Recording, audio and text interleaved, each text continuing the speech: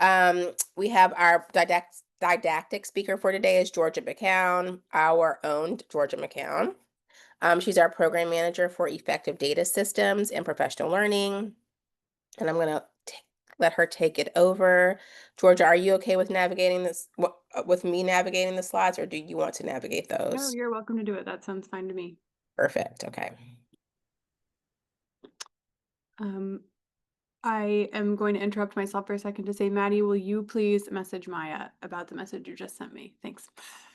All right. Hey, everybody. I'm really glad to be talking with you today. Um, at the end of the session today, you'll be able to name and describe sources of implementation data. Maybe you can already do that, so that might be a giveaway. Outline a plan for collecting some implementation data, and then describe how you can integrate that implementation data into your coaching. So remember, as a member of this school team, you are a coach in your building to help people carry out this work. So we want to make sure you have a plan for how to use data in those conversations. You've seen this slide before and you'll see it again. We have two different types of data in MTSS-B. We have fidelity data, which tells us if we're doing what we think we're doing. And then we have outcome data, which tells us if what we did actually made a difference to our students and teachers. Really, in our work, a lot of the time our outcome data is going to come on an annual basis, and our fidelity data is going to come in real time and throughout the year. So if you're a teacher by training, which a lot of you are, we've heard these terms as like formative and summative data. They function in similar ways, but really the fidelity piece is, are we doing the practices we think we're doing, and are we doing them correctly? And then the outcome data is, did it make a difference? Now we have a couple different sources of where these data come from in the work that we do together. So our fidelity data comes from the self-assessment survey. That's the survey that you do annually with your team. Last year you did it at the beginning of the school year. This year you'll do it in January. So that will be coming to, some directions for that will be coming to you shortly. You'll also do the tiered fidelity inventory. That's the survey that you filled out just with your school team members. And that's where you all assess your level of implementation at this point. And then you just did your practices inventory, so that's another source of data. And then in December, your DBCs will get some training on the walkthrough measure, and they'll be conducting that in your buildings, and you'll get lots more information about that later. You'll notice that we collect these data at different points in the year. So they're all giving us fidelity data, but they're giving it to us at different points in the year. So we're never going a super long time without getting some type of indication of our fidelity data. And then most of them or all of them are on cycles. So at some point in the year, you'll have a comparison point to the same point last year. Then we have our outcome data. This tells us, is it working for our teachers and students? So this would be climate surveys. This would be changes in academic achievement. This would be changes in office discipline referrals or behavior reporting, and then difference in student and teacher attendance. So that's the outcome. Did the work we do make a difference in the lives of our teachers and students? So here's why we collect implementation data. It tells us, are we doing the things that we say we're doing with fidelity? Are we doing the core components? Are we doing them regularly, intentionally, continuously, those kinds of measures? It tells us where we may need to focus. So, oh, we've got 3 out of the 4 components of this. Let's shape up this very last one, and then we'll be good to go on that one. It can provide formative information. You can change things in real time. You don't have to wait till you get your end of the school year behavior data to see if you need to make adjustments. And then it can allow us to adjust our practice. So we can make changes right now if we see something is not working, it's not feeling good to our staff, it might be changing in the opposite direction of the direction we wish it were changing. This implementation data allows us to course correct before an entire school year has gone by. A lot of times in education, we only collect data once a year, or we only collect data twice a year. It doesn't give us a lot of opportunities to make adjustments. All right, so let's talk about some examples of ongoing data collection. Maya, this one has a lot of transitions, so you'll just have to bear with me. This is an example only. So this is not the only way, and it's only going to cover the fall semester, but I wanted to build an example of what ongoing data collection might look like.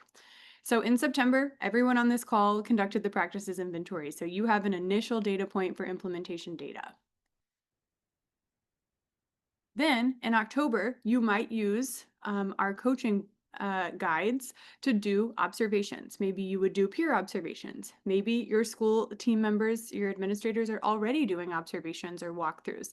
They might add some of those look-fors to a specific for a specific practice to the observations that they're doing. And they might choose to share that information with specific teachers, or they might choose to share it on an aggregate building wide to say, wow, our practices inventory indicated this data, the observations we did indicated this data, let's make adjustments from there.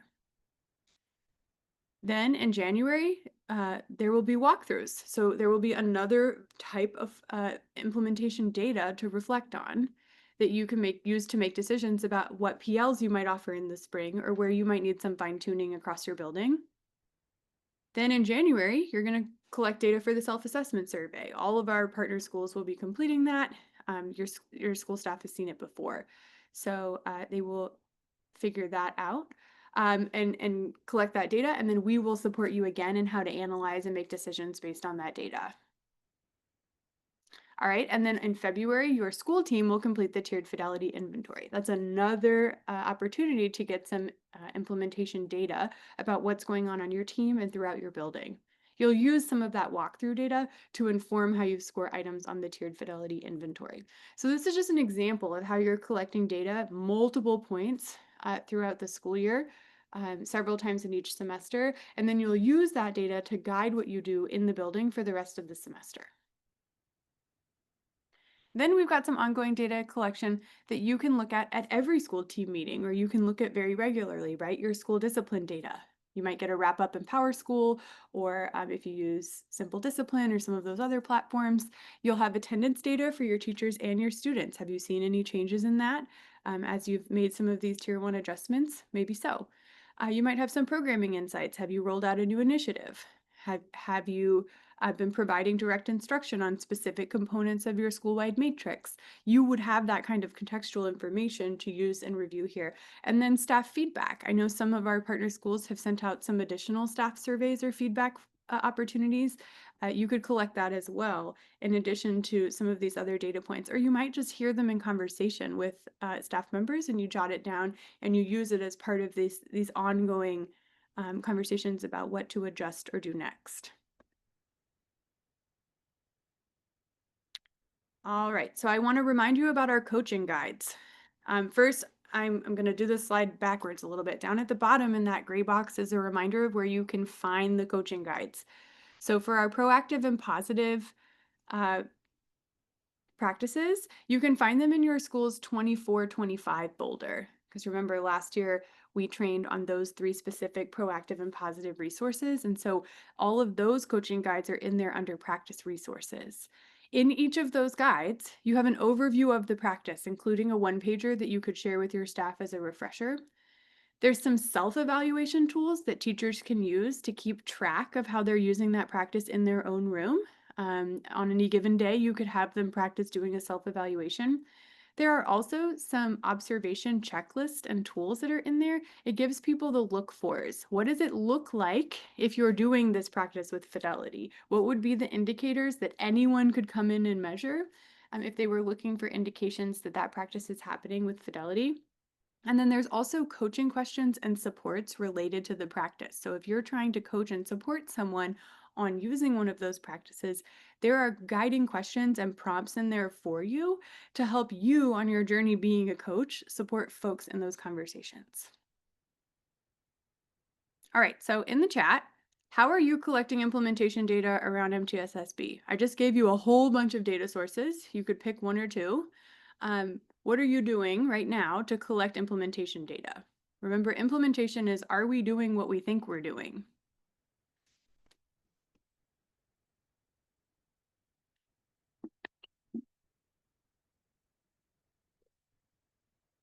What kind of implementation data are you collecting or looking at around Tier 1, MTSS-B?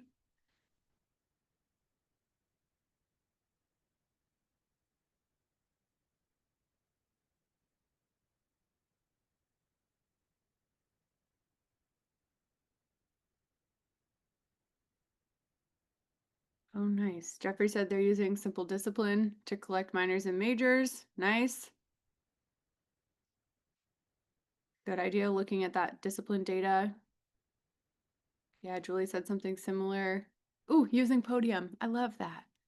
I love to hear that you're using Podium. Observations, yeah, definitely keep an eye on those observation checklists. You don't have to invent those. We already built them for you, so don't feel like you have to put in the effort to create those. You might already have an observation sheet. You could add one or two of the look fors um, that way. Yeah, Janice said the practice of inventory, looking at discipline referrals, absolutely super helpful.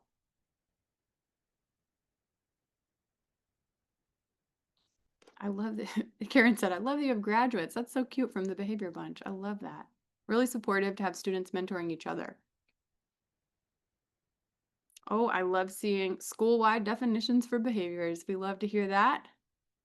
All right, it looks like you all have a lot of places. If you're feeling like uh, maybe you weren't tracking this, there's a lot of good examples for you in the chat now that you could use uh, to kind of guide and set goals for what kind of data you want to be looking at with your school.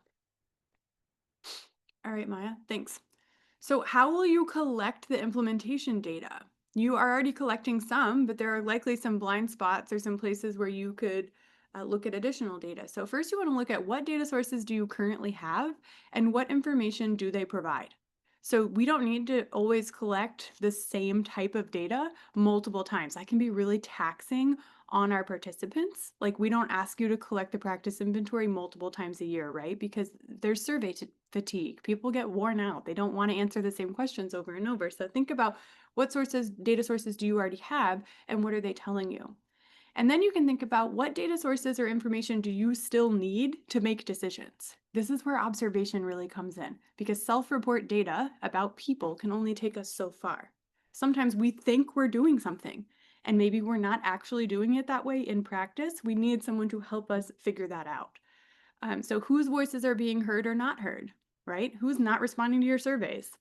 What practices are working and which practices need some revisions? And then where do staff or students need additional support? These are the things you need to be able to identify from your data sources. And then thinking about what measures or tools could you use to collect the data you need? Observation checklist, self-evaluation tools. Do you need another survey measure or another feedback measure? We can support you with that if you need it, but starting with those coaching guides and looking at the elements that are already in there is a really good starting point to fill the gaps in some of your data. All right, so why do you need data for coaching? Some of these are kind of a giveaway, but we'll walk through it. Maya, again with the transition. Sorry, I was building these slides for myself, not for someone else to be clicking, so thank you. So first, data helps guide you in prioritizing competing needs. The thing that we hear from you all, Maya, will you press the button so it'll show up? Thanks. We hear from you all the time, we don't have enough time. And you're right, you don't. And so data can help you prioritize the competing needs in your building because you can't address everything all the time. So you can look at the data and let it tell you exactly where you should start. It also helps you identify or offer targeted supports. So maybe not everyone in your building needs support with the same thing. Maybe a lot of people in your building, if you were close to 80% of people indicating a 4 on a practice in your inventory, you might be able to ask people if they want to join support, right? The people were self-aware enough to say, maybe I'm not doing this. Maybe they'd also be willing to sign up for some extra support. It also helps you indicate who needs additional help. So this is the same idea as before, but you can give people exactly what they need in the right timing. And then it lets you know when to increase or fade interventions. So over time, you might say, okay, it seems like across our building, based on our observation data, our SAS data, and our walkthrough data, that we don't need to focus on proactive and positive practices anymore. We've got those under control. Let's move back into the behavior foundations now when we come back from winter break, right? You might have a data point that tells you that. You can start to fade interventions in a specific area and now focus your time, attention, and resources on one of your other competing needs. And then it helps you know when you've reached fidelity of implementation. So fidelity of implementation, like we've said, is 80%. So you need to be doing 80% of the things at least 80% of the time. So these data points help tell you when you've hit that threshold and when you're ready to maybe fade the support or move on to an additional practice that your folks might need. So tell me in the chat, tell me about a time someone used data to help coach you. This might be a sports coach, a doctor, an employer, a partner, someone who had some data on you. How did it feel? How is it different from other types of coaching conversations? And then what do you want to emulate from that process with the educators you support?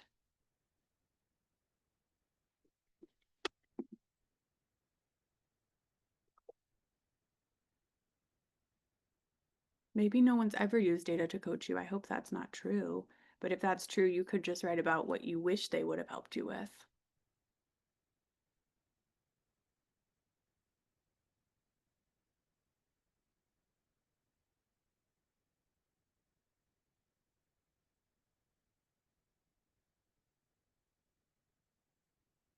I'll give you an example while I wait for you in the chat.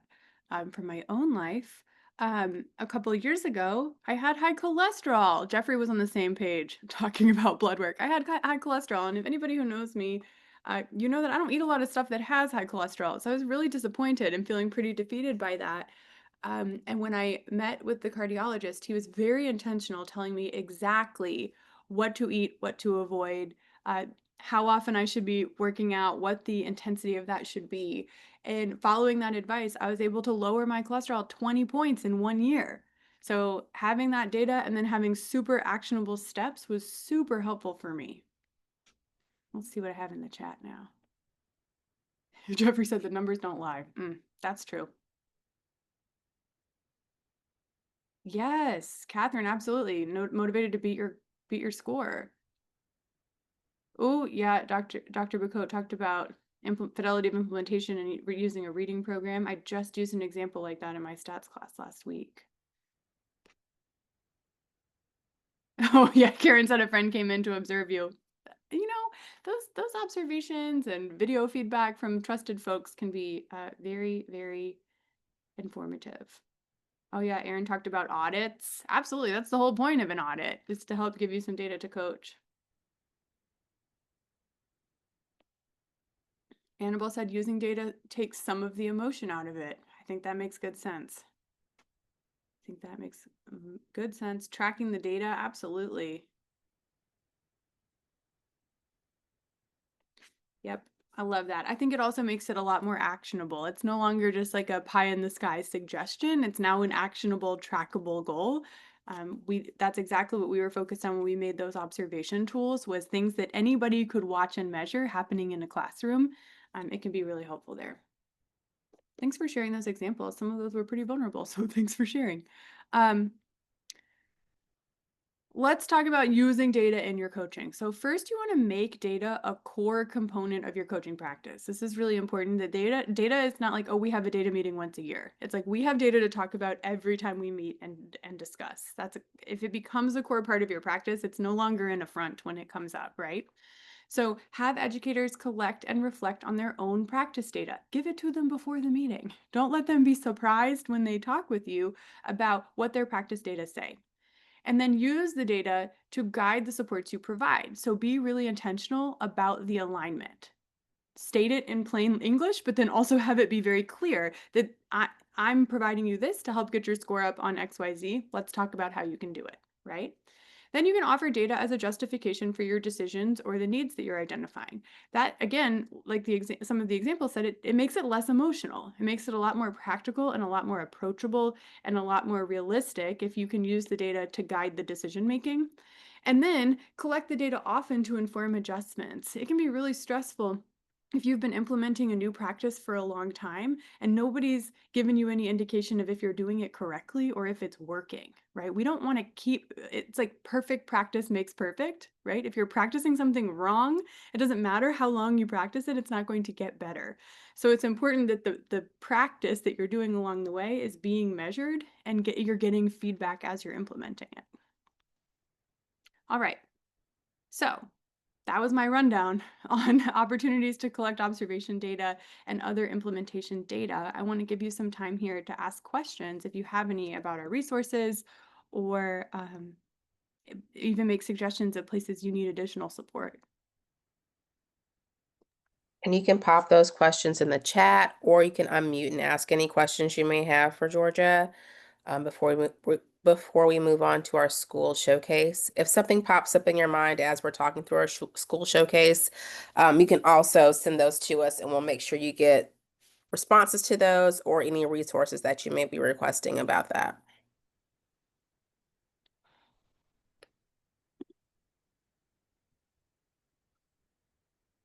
Makes Okay. sense. Let me know what you need, and we'll move on to the school showcase. Thanks, Georgia. Thank you so much, Georgia, for sharing that with us. That was super important and meaningful as you all are moving on through your practices inventory and going into coaching and trying to get some of those practices, doing some PL on those practices and getting those implemented in your building. So we're excited to see how that goes. All right, so now we're going to move on to our school showcase. We're going to have Cherokee County Schools sharing with us today. Julie Foster and Jennifer Warden are going to be sharing from Cherokee County Schools. So I'm going to let them pop on and unmute so that they can share with you a little bit about their school, some of their successes this year, and then a challenge they want to get some feedback and suggestions about. Hey Maya, I hate to interrupt you, but will you stop the recording before they start the showcase? I sure will. Thank you for the reminder.